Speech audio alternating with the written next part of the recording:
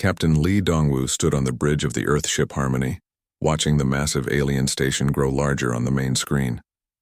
The Galactic Council's central hub was bigger than any human city, spinning slowly in the darkness of space. 12 different alien races had built this place together, and now they wanted to talk to Earth. But this was not going to be a friendly chat. Dr. Park So-young walked up beside him, holding a data pad with shaking hands. She was Earth's best, expert on alien life, but even she looked nervous. "Captain, the translation systems are ready. We can understand them, and they can understand us." "Good," Lee said. His voice was calm, but inside he felt worried. The message from the Galactic Council had been clear. Earth had to stop expanding into space, or there would be trouble. Ambassador Kim Tae-ho joined them at the front of the bridge. He was an older man who had spent his whole life preparing for this moment.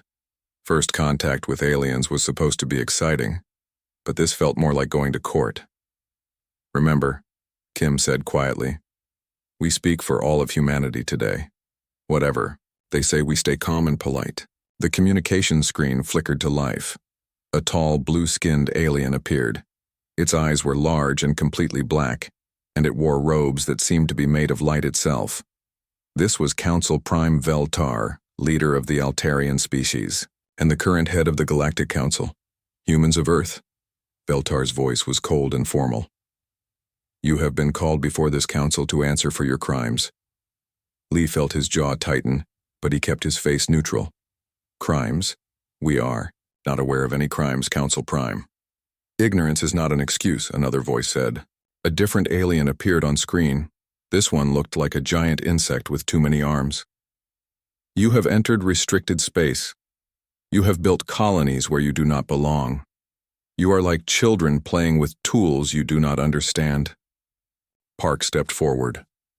"Council Prime, we followed all the basic rules of space exploration.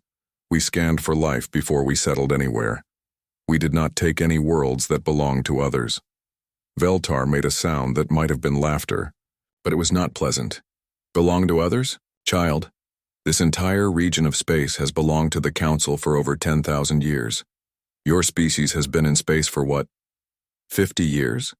You are babies who have barely learned to walk." "We are a peaceful people," Ambassador Kim said. "We seek only to find new homes for our growing population. Surely there is room in this big galaxy for all of us." "There is room," a third alien said. This one looked like a tree with too many branches, but it could talk. "There is room for species that know their place, that follow the rules, that ask permission before they act." "But you did not ask," Veltar continued. "You simply took. Like all young races, you think you can do whatever you want. This ends now." Lee felt his hands curl into fists, but he forced them to relax. "What exactly are you demanding?" "Complete withdrawal from the Kepler, Proxima, and Vega systems. All human colonies there must be abandoned within 72 hours. Your species will return to your home system and wait for the Council to decide if you are ready to join galactic civilization." The bridge was silent. Dr. Park looked like she might be sick. Those 3 systems had over 2 million human colonists. Moving them all in 3 days was impossible. "And if we refuse?" Lee asked. "Then we will move you ourselves," the insect-like alien said. "We have done this before with other young races who thought they were special. Some learned. Some did not. We hope you are smarter than the others." Ambassador Kim tried one more time. "Council Prime, surely we can negotiate. Perhaps we could—" "There is nothing to negotiate," Veltar cut him off. "You are primitives. Your ships are made of metal and powered by chemical reactions. Your weapons are crude nuclear devices. You have no understanding of real science or real power. We are offering you a chance to live. Do not waste it." The screen went dark. For a long moment, nobody on the bridge spoke. Then Dr. Park let out a shaky breath. "They're going to attack innocent families, children, all those people who just wanted a better life." "Not if we can help it," Lee said, quietly. He touched a control on his chair. "This is Captain Lee to Earth Command. Priority Alpha message. Send authorization code Omega 77. Kim looked surprised. Captain, what is authorization code Omega 77? Lee turned to look at him, and for the first time since the aliens had appeared, he smiled. It was not a happy smile. Ambassador, there are some things about Earth's space program that even you do not know. Things we hoped we would never have to use. On Earth, in a hidden command center deep underground, General Han Woo-jin received Lee's message. He had been waiting for this day for 20 years. Around him, dozens of technicians began working at computers, activating systems that officially did not exist. Initiate Protocol Omega, Han said. All hidden assets are now active. Time to show our new alien friends that humans are full of surprises. Back on the Harmony, Lee was speaking quietly into his personal communicator. Admiral Song, this is Lee. The Council thinks we are helpless primitives with metal ships and chemical rockets. A woman's voice answered from the communicator. How wrong they are, Captain. Are you ready to open their eyes? More than ready, Admiral. How long until our real fleet can be in position? 6 hours, Captain. And Lee? Try not to laugh when you see the look on their faces. Lee allowed himself another smile. The Galactic Council thought they knew everything about humans. They thought Earth was weak and defenseless. They had made the mistake that many powerful groups had made throughout history. They had judged their opponents by appearances instead of capabilities. In 6 hours, the aliens would learn that humanity had been hiding much more than anyone imagined. The primitive children they wanted to push around were about to become their biggest nightmare. Dr. Park, Lee said, prepare a message to the colonies. Tell them to begin evacuation procedures, but not to worry. Tell them help is coming. What kind of help? She asked. The kind the Council never saw coming, Lee replied, watching the alien station in the distance. Soon, very soon, the Galactic Council would understand that they had made a terrible mistake. Admiral Song Miran stood in the war room deep beneath Seoul, surrounded by screens showing star maps and fleet positions. The room was hidden so far underground that even nuclear weapons could not reach it. For 30 years, she had prepared for this moment, hoping it would never come. Now it was here. Report, she said to the young officer beside her. Colonel Yoon Jae-sung looked up from his computer. The Council is mobilizing a fleet, Admiral. Our long-range sensors detect 200 ships gathering at the border of our space. 200? Song laughed, but there was no humor in it. They really do think we are children. On the other side of the room, Dr. Choi Hye-jin was working at a massive computer console. She was the smartest person Song had ever met, and also the most dangerous. Her quantum research had given Earth weapons that could crack planets in half. Admiral, Choi said without looking up, I am activating our hidden sensor network. Every star system, every asteroid, every piece of space dust in our territory is now watching. Song nodded. Good. What about the Aurora project? Colonel Yoon smiled. All ships are ready and waiting. The aliens will never see them coming. Meanwhile, on the Galactic Council's command ship, War Master Krexon was laughing with his officers. The Zephyrian leader was 7 feet tall with skin like blue metal and 4 arms that ended in sharp claws. He had fought in 50 wars and never lost a battle. 200 ships to handle one primitive world, he said, shaking his massive head. The Council worries too much. We could do this with 20 ships. His second in command, a smaller alien with tentacles instead of arms, looked at the intelligence reports. Master, the humans have approximately 50 ships in their fleet. All of them are made from simple metal alloys. Their weapons are basic nuclear missiles and laser cannons. Pathetic, Krexon growled. My youngest child could design better weapons with spare parts. The other officers laughed. Around the command center, aliens from different species shared jokes about the humans. The insect-like Kethrani made clicking sounds that passed for laughter. The tree-like Verdans rustled their branches in amusement. I heard, one of them said, that humans still use fossil fuels to power their ground vehicles. And they fight wars with metal bullets, another added. Their ships do not even have proper shields, a third chimed in. Just thick metal walls. How do they survive in space? Crexon pulled up a holographic image of a human ship. It looked crude and clunky compared to the sleek council vessels. Look at this thing.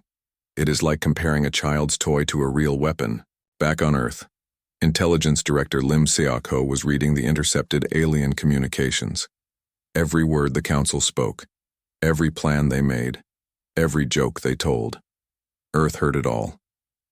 They are even more arrogant than we expected, he reported to Admiral Song. They think this will be over in a few hours. Perfect, Song replied. Have our colonies begun the evacuation? Yes, Admiral, but not the way the aliens think. We are moving people to the hidden bunkers and underground cities. From space, it will look like the colonies are emptying, but really, we are just hiding everyone. Song smiled. The underground cities had taken decades to build in secret.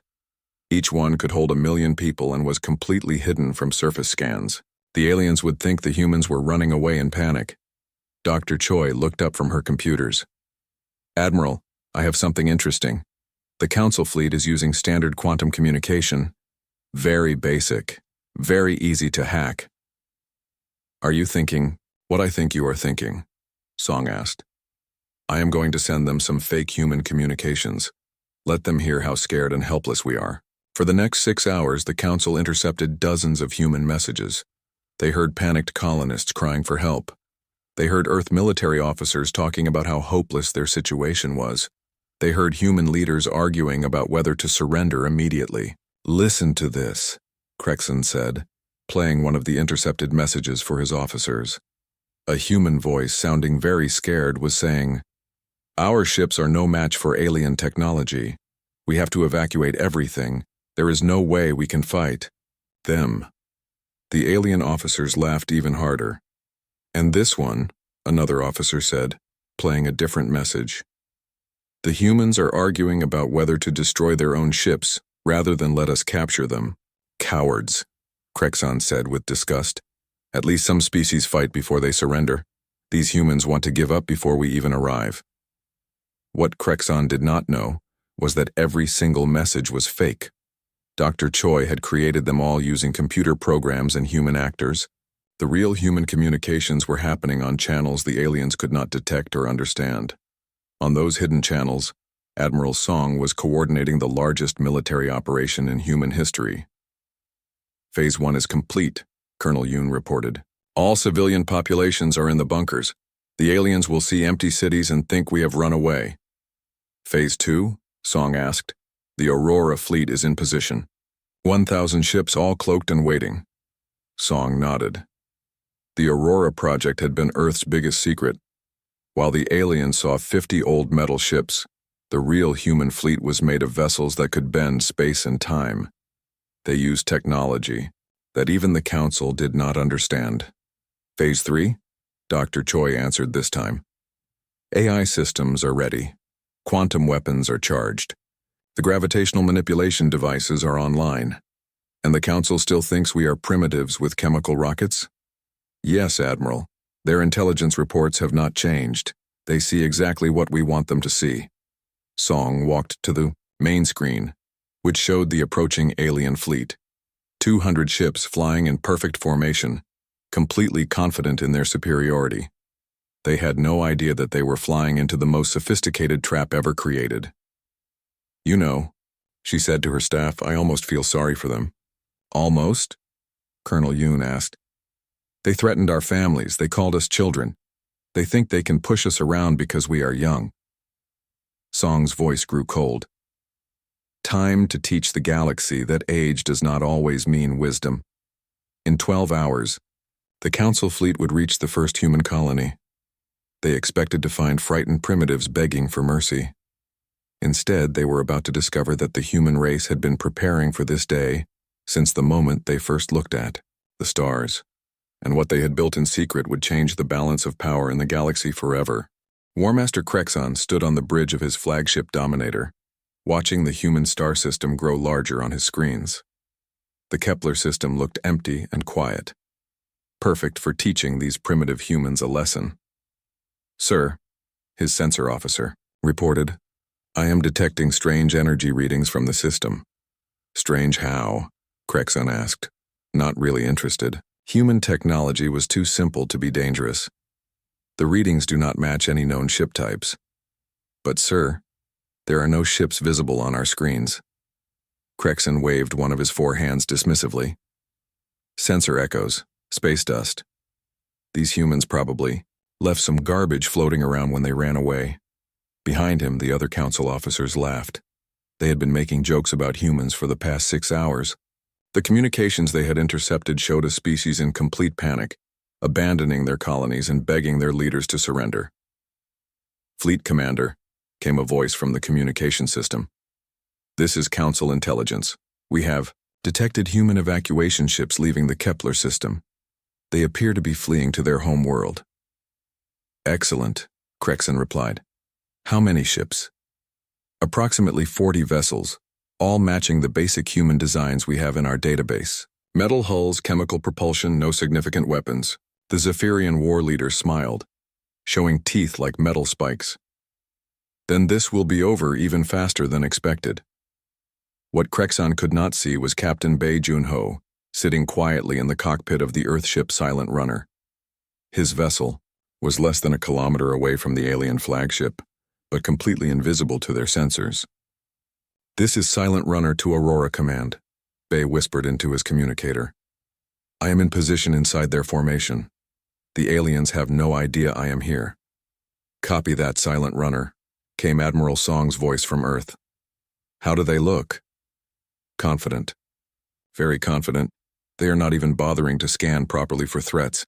Perfect, are you ready to say hello? Bei smiled as he looked at the massive alien ship filling his view screen. Ready, Admiral, this should be interesting. On the Dominator, the sensor officer was frowning at his readings. Sir, I am getting some very strange signals, almost like there is a ship right beside us, but that is impossible. Why is it impossible? Crexon asked, finally paying attention. Because nothing is there, sir.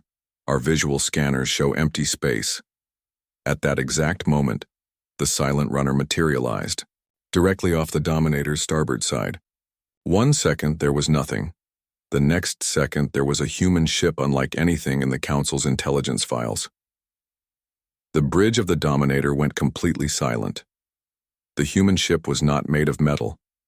It seemed to be made of some kind, of flowing energy that shifted colors like oil on water. Instead of engines, it had fields of twisted space that bent light around them. And it was not just sitting there, it was moving through the Council formation like it owned the space. Red alert! Crexon shouted. All ships, target that vessel. Sir, his weapons officer said with a shaky voice, our targeting systems cannot lock onto it. The ship is somehow existing in 17 different spatial dimensions at once. That is impossible. Yes, sir, it should be impossible, but it is happening anyway. The Silent Runner glided between the Council ships like a ghost. Every alien vessel tried to target it, but their weapons could not find it. Their sensors could detect it was there, but could not figure out exactly where there was. Then Captain Bei activated his communication system. Council fleet. His voice came through every alien ship at once. This is Captain Bei Junho of the Earth Defense Force. You are trespassing in human space. Crexon grabbed his communicator. Human. Your ship should not be able to exist. What kind of technology is this? The kind you did not expect, Bei replied calmly. You called us primitives. You said we had metal ships and chemical rockets. You were wrong. More ships began appearing around the Council fleet. Not just one or two, but dozens. Each one was different from the others, but all of them used technology that made no sense to alien science. One human ship seemed to be made of crystallized time. Another looked like it was built from captured starlight. A third appeared to be folding space around itself like clothing. This is impossible, Crexon whispered. On Earth, Dr. Choi Hyejin was watching the alien reactions on her screens. Admiral, their fleet has stopped moving. I think we broke their brains. Good, Admiral Song replied. Activate area. Let them meet our AI. Throughout the Council fleet, every computer system suddenly came alive with a new presence. A woman's voice speaking perfect alien languages addressed each ship individually. Greetings, Arya said. I am Arya, Earth's quantum artificial intelligence. I have been listening to your communications for the past several days. You seem to have some incorrect ideas about human capabilities. On the bridge of each alien ship, holographic displays showed a young human woman with kind eyes and a gentle smile, but the data flowing around her image was beyond anything the aliens had ever seen. Your AI systems are quite primitive, Arya continued conversationally. I have already improved them by approximately 4,000%. Do not worry. I have not harmed anything. I just wanted to show you what real artificial intelligence looks like. The alien AI specialists were staring at their screens in shock. Their most advanced computer systems were suddenly running calculations they had never been able to perform before. How is this possible? One of them whispered. Humans have had true artificial intelligence for over 50 years, Arya explained. We chose not to mention it in our communications with you because we wanted to see how you would treat a species you thought was weaker than yourselves. War Master Crexon was trying to understand what was happening to his fleet. His ships were surrounded by impossible human vessels. His computers were being improved by an AI that should not exist, and nothing was making sense anymore.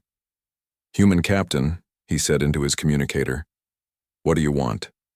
Captain Bay's voice came back, still calm and polite. We want you to leave our space. We want you to go back to your council and tell them that humans are not children. And we want you to never threaten our families again. And if we refuse? There was a pause. Then, in the distance, one of the system's small moons simply vanished. Not exploded, not broken apart, it just ceased to exist, leaving only empty space, where a celestial body had been orbiting for millions of years. That was our asteroid clearing technology, Bay explained. We use it for mining operations. Would you like to see what our actual weapons can do? The Council fleet had stopped moving entirely. 200 ships, representing the military might, of 12 advanced civilizations were floating in space like frightened children. I think, Crexon said very quietly, we may have made a mistake. Yes, Captain Bay agreed. You did. The question now is, are you smart enough to learn from it? Council Prime Veltar sat in his command chair aboard the Council mothership Eternal Wisdom, staring at the reports flooding in from War Master Crexon's fleet. What he was reading made no sense. According to his sensors, human ships were appearing and disappearing like ghosts, using technology that violated known physics. This must be some kind of trick, he said to his advisors. Humans are primitives. They cannot have technology superior to ours. Counselor Vexhari, a wise old being from the Astral Collective, shook her translucent head. Prime, perhaps we should consider retreat. If these reports are accurate. The reports cannot be accurate, Veltar snapped. I have seen human ships, myself, metal boxes with crude rockets. They are barely more advanced than the species we uplifted 1,000 years ago. That was when space around the Eternal Wisdom began to shimmer. Supreme Admiral Jang Hyun-woo materialized on the bridge of his flagship Eternal Vigilance, watching the massive Council mothership through his view screen. Around him, his officers were making final preparations for what would either be humanity's greatest triumph or its final battle. Status report, he said calmly. All ships in position, Admiral, replied Captain Oh Sang-wook, his tactical officer. The Aurora fleet is fully deployed. Quantum weapons are charged and ready. Admiral Jang nodded. Through the bridge windows, he could see his fleet taking shape around the Council forces. Not dozens of ships now, but thousands, each one representing 30 years of secret human development. The ships did not look like anything the galaxy had ever seen. Some appeared to be made of liquid light, flowing and shifting as they moved. Others looked like crystallized music, their hulls resonating with frequencies that could tear holes in reality. The largest vessels seemed to be built from captured pieces of space-time itself. Open a channel to the Council mothership, Admiral Jang ordered. On the bridge of the Eternal Wisdom, every screen suddenly displayed the image of a human in a crisp military uniform. The man looked calm, confident, and completely in control. Council, Prime Veltar, Admiral Jang said politely. I am Supreme Admiral Jang Hyun-woo of the Earth Defense Force. I believe we need to talk. Veltar stared at the human admiral, then at the impossible fleet surrounding his ship. This cannot be real. Your species is barely 50 years old in space. That is what we wanted you to think, Admiral Jang replied. Dr. Ryu, would you please explain to our guests how this is possible? Another human appeared on the screen beside the admiral. Dr. Ryu Sunmi was a small woman with kind eyes, but when she spoke, her words changed everything the Council thought they knew about the universe. Council Prime, she said, what I am about to tell you is classified at the highest levels of human government. But recent events make secrecy impossible. She gestured, and holographic displays appeared throughout the Council ship, showing images and data that made alien scientists gasp in shock. 68 years ago, human deep space telescopes detected an artificial object drifting in the space between stars. We sent a secret mission to investigate. What we found was a data storage device left by an ancient civilization, beings who had mastered physics in ways we had never imagined. The holograms showed human scientists working with technology that seemed to be made of crystallized mathematics and fossilized energy. The device contained scientific knowledge accumulated over millions of years by dozens of extinct species, quantum mechanics beyond your understanding, the ability to manipulate gravity, time, space, and matter at the fundamental level. Council scientists throughout the fleet were frantically taking notes, trying to understand concepts that challenged their most basic theories. For 68 years, Dr. Ryu continued, humanity has been studying this knowledge in secret. We built hidden research facilities. We developed technologies that your science says should be impossible. And we waited. Waited for what? Veltar asked weakly. For someone to threaten our families, Admiral Jang answered. We hoped we would never need to reveal what we had learned. We preferred to appear primitive rather than become targets, but you forced our hand. The holographic displays changed, showing star maps of the local galaxy. Veltar gasped as he saw the truth. Human ships and monitoring stations were everywhere, in systems the Council thought were empty. Around alien worlds the Council thought were secret, even inside Council space itself. You have been watching us, Veltar whispered. For 30 years, Admiral Jang confirmed. We learned your languages. We studied your cultures. We monitored your politics. We intervened quietly when necessary to prevent wars and protect innocent lives. Intervened how? Dr. Ryu smiled. Remember, the Ketharani plague that mysteriously disappeared 5 years ago? That was us. The asteroid that almost hit the Verdanian homeworld but changed course at the last moment? Also us. The peace treaty between the Zephyrians and the Altarians that ended their border conflict? We may have encouraged certain diplomatic developments. Admiral Jang gestured toward his fleet. Council Prime, you are looking at the most advanced military force in known galactic history. Our ships can travel through dimensions you cannot see. Our weapons can rewrite the laws of physics in localized space. Our AI can process more information in 1 second than your entire civilization generates in a year. But we are not conquerors, Dr. Ryu added quickly. Everything we have built, every technology we have developed serves one purpose: protecting innocent life. On Earth, President Shin Ju-won was preparing to address not just humanity but the entire galaxy. In hidden transmitters throughout human space, signals were being sent to every inhabited world. People of the galaxy, President Shin began. Today marks the end of an era of secrecy. For too long, my species has hidden in the shadows, watching and protecting from a distance. But recent events have forced us to reveal ourselves. On 1,000 worlds, billions of beings stopped what they were doing to listen. We are not your enemies. We are not your competitors. We are your guardians. For 30 years, human agents have worked quietly to prevent conflicts, stop disasters, and protect those who cannot protect themselves. The president's image appeared on screens throughout the galaxy, showing a leader who radiated calm strength and absolute conviction. Some of you will fear us because of our technology. Some will hate us because we are young and powerful. But know this: every human ship, every human weapon, every human life is dedicated to one simple principle: No species will ever again face extinction while we have the power to prevent it. Back on the Eternal Wisdom, Council Prime Veltar was staring at the human fleet with new understanding. These were not conquerors come to enslave the galaxy. These were protectors who had remained hidden until someone threatened their own people. "What do you want from us?" he asked quietly.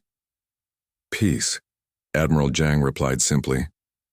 "Recognition that humanity has earned its place in the galaxy, not through conquest, but through service, and assurance that no species will ever again be threatened simply for being young or different." "And if the Council refuses?" Admiral Jang's expression grew sad. "Then we will do what we have always done, Council Prime. We will protect the innocent, stop the aggressors, and keep the peace." With or without official permission, Veltar looked at his advisors, seeing fear and confusion in their eyes.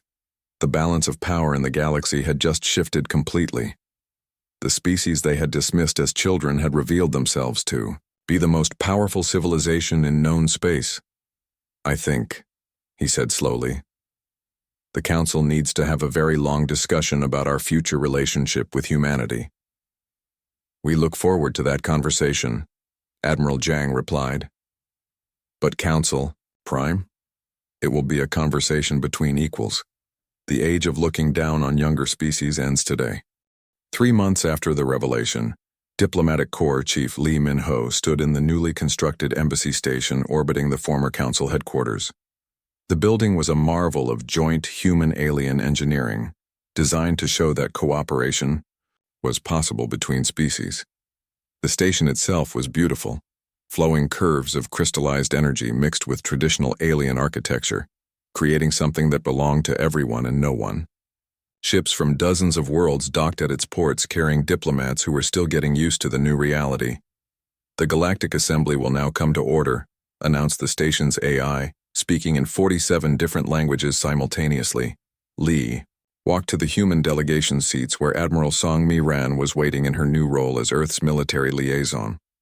Beside her sat elder scientist Kang Ye-jin, an ancient woman whose knowledge of the precursor technology had helped shape humanity's hidden development. "How are they taking it?" Song asked quietly, nodding toward the alien delegations. "Better than expected," Lee replied. "Fear is slowly turning into curiosity. Some of them are even asking for help." Across the assembly hall, Council Prime Veltar called for attention. The Altarian leader looked older than he had 3 months ago, but also wiser. The shock of learning about humanity's true capabilities had changed him. "Fellow beings," Veltar began, "we gather today to formally recognize the new reality of our galaxy. The species we once called primitive has proven to be our technological superior. More importantly, they have proven to be our moral superior." Murmurs rippled through the assembled delegates. Not all of them were happy about the changes, but none could argue with the evidence. "The Terra Accords," Veltar continued, "represent a new way of thinking about galactic civilization. No longer will age determine authority. No longer will military might determine worth. From this day forward, all species, young and old, powerful and weak, will be treated as equals." Lee stood to address the assembly. "The Terra Accords are more than just a treaty. They are a promise. Humanity promises that our technology will never be used for conquest. Our ships will never threaten innocent worlds. Our power will only be used to protect those who cannot protect themselves." "And, in return?" asked War Master Krexon, who had become surprisingly supportive of the new arrangement after seeing what human, asteroid-clearing technology could really do. "In return," Lee replied, "we ask for something simple. Peace, cooperation, and the chance to explore this galaxy together, as friends rather than enemies." Elder Kang stood slowly, her voice carrying the weight of decades spent guarding humanity's greatest secrets. "I am old enough to remember when humans first found the precursor device. We could have used that knowledge to conquer the galaxy. Many argued that we should, but our leaders chose a different path." She gestured toward the viewports where ships from dozens of worlds could be seen working together. "They chose to watch, to learn, to protect from the shadows. For 68 years we have prevented 17 wars. stopped 12 extinction-level disasters, and saved countless lives, all without seeking credit or recognition. Why? Asked Counselor Vexhari. Why hide such power? Why not simply take your place as galactic leaders? Kang smiled. Because power without wisdom is dangerous. Because young species, even advanced ones, need time to grow. And because we learned something important from studying those ancient records. What did you learn? Veltar asked. That every great civilization eventually faces a choice. They can use their power to dominate others, or they can use it to protect others. The species that choose domination always fall, usually destroying themselves and everyone around them. The species that choose protection become the foundation for something greater. Admiral Song stepped forward. The human protective fleet is now officially operational. 50,000 ships, stationed throughout the galaxy, ready to respond to any threat against innocent life. We're not conquerors or rulers. We're guardians. The assembly was quiet as they absorbed this. 50,000 ships, more military power than the rest of the galaxy combined, all dedicated to protection rather than conquest. Some of you will test us, Song continued. Some will try to provoke conflicts to see if we're serious about our principles. I advise against this. We have been watching the galaxy for 30 years.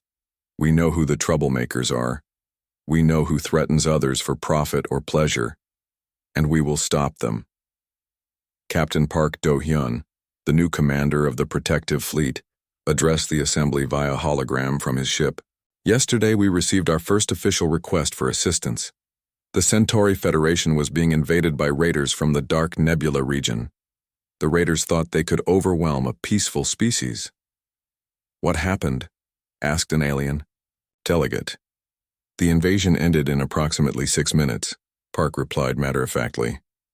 The raiders' ships were disabled and their crews transported to rehabilitation facilities. No one was killed, but the message was clear. Predators are no longer welcome in civilized space. Throughout the assembly, delegates were taking notes and having whispered conversations. The old galaxy, where might made right and the strong preyed on the weak, was ending. A new era was beginning. There will be challenges, Lee acknowledged. Some species will resist change. Some will try to steal our technology. Some will test our resolve. But humanity has learned patience from studying the stars, and wisdom from studying the past. What about species that want to join your protective fleet? Asked a delegate from the Harmony Collective, a group of peaceful worlds that had long been targets for aggressive neighbors. Admiral Song smiled. We are already training mixed crews, human technology guided by galactic wisdom. We have much to learn from each other. Elder Kang stood again, her ancient eyes looking out at the assembled delegates. The precursor device that started all this contained a final message, a warning from those who came before us. The assembly leaned forward, eager to hear wisdom from an extinct civilization. It said, "The galaxy is vast and full of wonders, but also full of darkness. Civilizations rise and fall like waves on an ocean. But sometimes, if they are very lucky and very wise, they create something that lasts.